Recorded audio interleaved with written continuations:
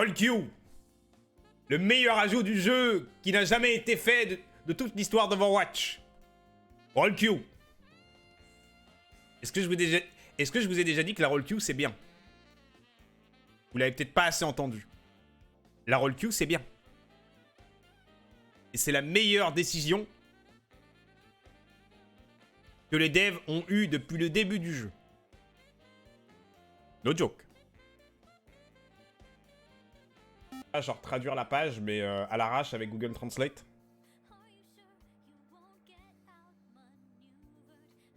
Vas-y, ouais, on fait ça.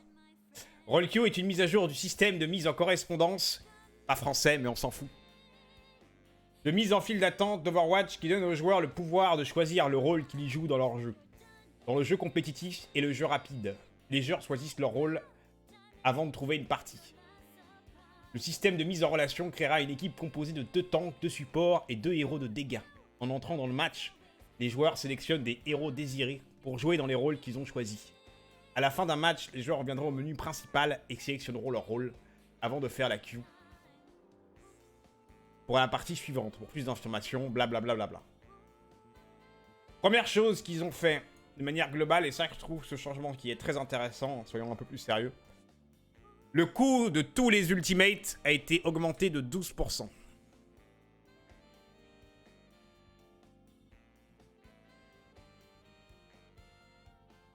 Le coût des ultimates a été augmenté de 12%. Et ça, je dois avouer que j'ai pas bien expérimenté dessus encore. Les effets de ralentissement de ce combiné, les effets de ralentissement amis et ennemis sont désormais séparés et la vitesse de déplacement est réduite lorsque celui qui est le plus lent. Donc, l'argument principal pour le changement des 12% est assez, on va dire, est assez compréhensible. Il trouve globalement que les ults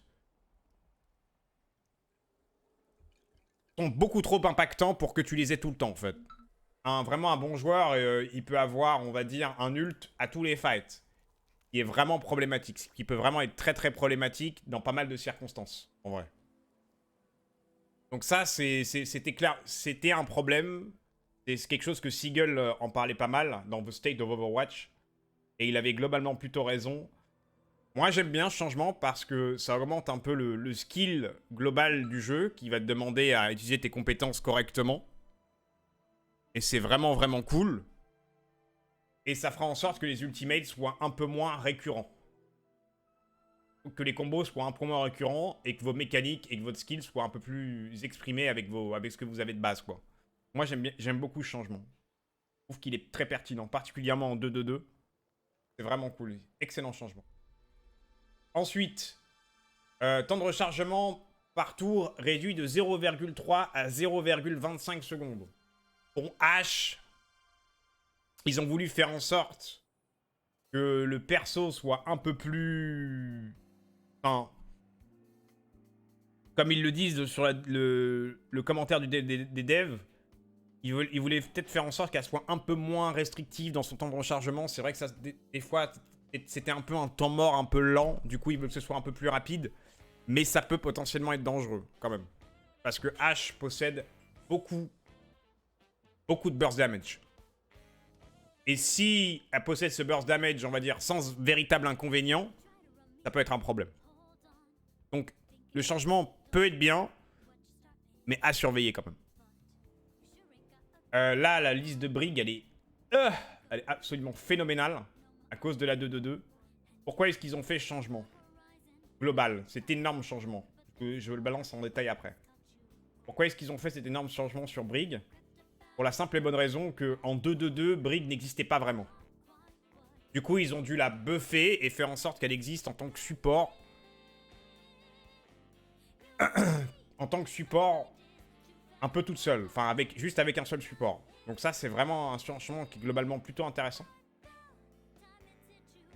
La quantité de soins augmentée de 100 à 30. L'auto-guérison... La quantité de soins augmentée de 100 à 30. De 100 à 130, pardon. Bonne idée. L'auto-guérison d'Inspire est maintenant divisée par 2. Ça, c'est bien, parce que franchement, Laura, c'était vraiment relou. Et ça pouvait vraiment être un problème lorsqu'elle n'arrêtait pas de taper. Et le pack de réparation, qui a maintenant 3 charges, mais qui passe à 120. pour le rendre un peu plus versatile et un peu plus utile contre du spam. Qui est plutôt pertinent parce que juste une seule charge, ça aurait été globalement insuffisant. Donc le mettre à 3, le rend là, fait en sorte que ce soit vraiment un, entre guillemets, un off-healer, quoi. Mais du coup, c'est plus instantané. Ça soigne en plus de 2 secondes. C'est globalement plutôt normal. Ça rendrait le tout un peu trop fort si c'était directement, genre, les 3 charges comme ça, instantanément. Donc je comprends ce changement aussi. Pertinent, intéressant. On verra ce que ça donnera par la suite. Vitesse sortante augmentée de 60 à 80. Bon, ils ont buffé un peu le fouet. Et le temps de rétraction réduit de 0,6 à 0,3. Ok. Ça, c'est le plus gros changement, on va dire, global. Brick, ce sera un peu moins, on va dire, débilos. No offense, hein. Ce sera un peu moins débilos, genre. Tu vas continuer à avancer, mais si tu gardes ton shield trop longtemps, tu seras immédiatement puni. Et moi, j'aime beaucoup ce changement. Ça en fait vraiment un support, du coup. Ça en fait plus un hybride un peu bizarre, hein.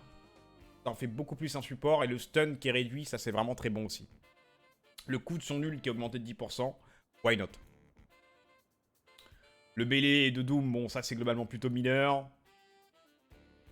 Petit buff pour Doom. Pas plus mal. Ça je l'ai senti de ouf quand j'étais en game honnêtement. Il trouve que le Storm Arrow est beaucoup trop impactant. Je suis globalement plutôt d'accord. 6 flèches c'était beaucoup. 5 flèches, ça va globalement réduire le tout. Réduire un peu ses dégâts, mais tout en restant balanced. J'aime bien le changement, il est cool.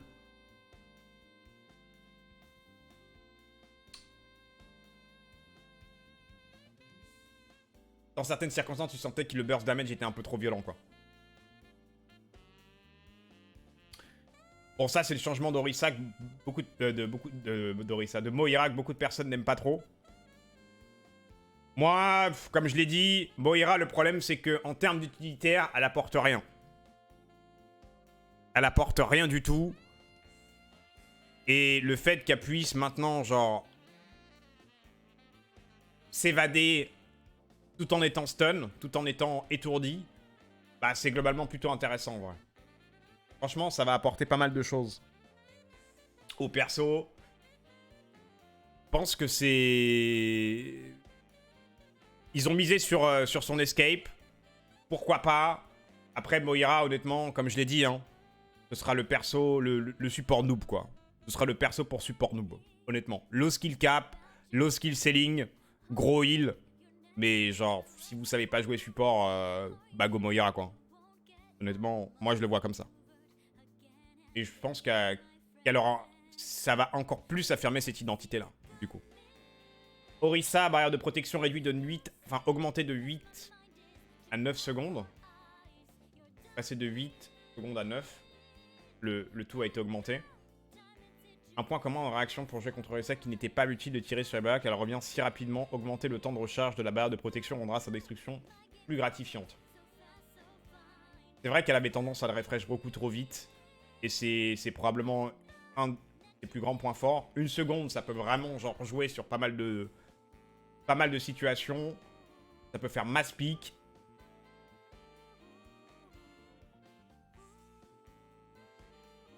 J'aime bien le changement. Après, est-ce que Rain restera... Ça, c'est vraiment la question avec le passif qu'ils vont lui donner, qui réduit le recul de 30%. Pour tout knockback, je crois. Ouais, pour tout boop. Ça, c'est très intéressant et il faudra voir la bataille entre les deux. Qui est encore le plus pertinent entre Rain et Orisa? Moi, j'aimerais que la question soit ni l'un ni l'autre, mais je pense qu'il y aura un gagnant. Je pense qu'Orisa restera première. Mais on verra bien. Mais le changement pour Rain est vraiment très intéressant aussi. Orisa, je pense qu'il faut un peu plus. Il faut la nerfer un tout petit peu plus et on est bien. Mais c'est vrai que son shield peut paraître frustrant parce qu'elle le refresh beaucoup trop vite. Mais Rain, ça lui donnera beaucoup plus de... Beaucoup moins de moyens en fait pour qu'il soit boop, qu'il soit genre une espèce de balle, etc. Qui tourne autour de tout. Qu'il soit un peu moins contrôlé. Moi j'aime beaucoup ce changement sur le passif. Romain était très très séduit aussi. Très pertinent. Les changements Symmetra, honnêtement, ils sont tellement longs que voilà. Sombra. Ils l'ont appelé l'ombre. Ils l'ont appelé l'ombre sur Google Trad. Omega Loul. Pirater sur les joueurs ennemis réduite. Le hack est réduit de 6 à 5 secondes. J'avoue que c'était particulièrement frustrant, particulièrement quand on était hacké. Et 6 secondes sur Overwatch, c'est énorme. C'est vraiment énorme. Beaucoup de personnes n'aiment pas jouer contre Sombra. Vous en faites probablement partie. J'aime beaucoup ce changement. 1 seconde, c'est pas de trop. C'est pas assez, c'est pas de trop. Donc je trouve que c'est un très très bon changement là-dessus. Un peu moins de frustration, un peu plus de counterplay. Et vous aurez la possibilité de contrôler votre personnage. C'est bien. Je trouve que le changement est intéressant. EMP, temps d'activation augmenté de 0,5 à 0,65 secondes. Ça, c'est vraiment un très très bon changement. L'EMP est connu pour être probablement l'un des ultis les plus forts avec la grave. Et le fait que tu puisses avoir un motif de counterplay, en fait, que tu puisses counterplay ça, moi j'aime beaucoup l'idée. Ça se ressent vraiment quand tu es sur le PTR, les 0,15 secondes en plus. Mais l'idée est vraiment vraiment bonne. Et la fenêtre avant était vraiment genre très courte pour la cancel. Donc l'idée est vraiment très pertinente aussi. Il mettra honnêtement, bon, je passe. Hein, je vous lis le commentaire de développeur, je vais pas vous mentir. C'est un peu long.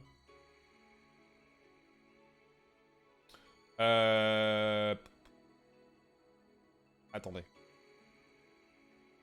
Donc la durée du TP est infinie durant enfin, tant qu'il n'est pas détruit, sa durée est infinie. Les joueurs peuvent détruire leur téléporteur avec la capacité de... Ouais, ils peuvent la détruire du coup, maintenant. Les temps de recharge commencent maintenant quand le téléporteur est détruit. Le temps de recharge est passé de 12 à 15 secondes. Donc ils l'ont quand même augmenté. Portée maximum augmentée de 25 à 30 mètres. Et le téléporteur casse si l'entrée se trouve à plus de 40 mètres de la sortie. Le temps de réutilisation du téléport est passé de 1 à 1,5 secondes. Le téléporteur de Symmetra est un outil intéressant, mais qui semble souvent trop restrictif. Faire durer le téléporteur à jamais ouvre de nouvelles possibilités d'utilisation de Symmetra en diverses cartes et compositions de groupe. Donc je pense qu'ils ont tout dit. Hein. Je dois vous avouer que Symmetra, c'est vraiment pas un perso qui me parle. Voilà. Le hub de Tracer, ça j'aime bien. Ça j'aime bien, et particulièrement la bombe à impulsion qui augmente de 300 à 350.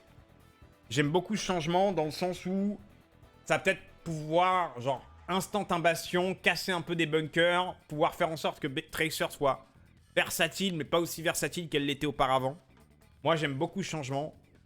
Franchement, je trouve vraiment très intéressant, ça va être cool.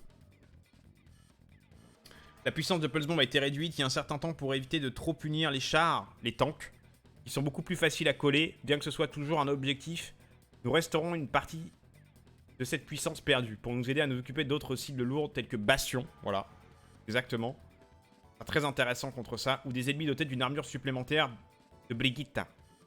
Ce sera un élément en plus, effectivement, pour counter l'armure de Brigitte, même si tu stuck. Bonne idée. Et enfin, le dernier changement, le boulet de démolition, champ de mine, augmentation de la vitesse de projectile de 10 à 13. Amenant les ennemis à se disperser davantage, les mines à se disperser davantage, pardon. Cela facilite la création d'un champ de mine plus large, en particulier du haut des airs. Ça, c'est bien. Après, je sais pas. Je sais pas trop encore en penser. J'ai pas encore joué au Wrecking Ball. La dispersion peut être intéressante dans certains côtés, mais elle ne peut pas l'être dans d'autres circonstances. Faudra voir ce que ça donne vraiment en situation. Et réduction de temps d'activation de 0,25 à 0,1, elles seront un peu plus réactives. Ça c'est bien parce que genre, dans certains cas, tu mets les personnes dans les mines et genre elles ont le temps d'en sortir. Et t'es en mode merde, putain, cette play elle est nulle en fait. Et du coup, bah ça donnera un peu plus de versatilité aux mines, c'est cool. Wrecking Ball a un style de jeu très actif, mais il était souvent difficile de tirer le meilleur parti de son ultime. Le changement lui permet d'étendre son champ de mine plus loin s'il le souhaite, tout en permettant un cluster plus étroit s'il est actif près du sol. Ok. Allez, go back to game.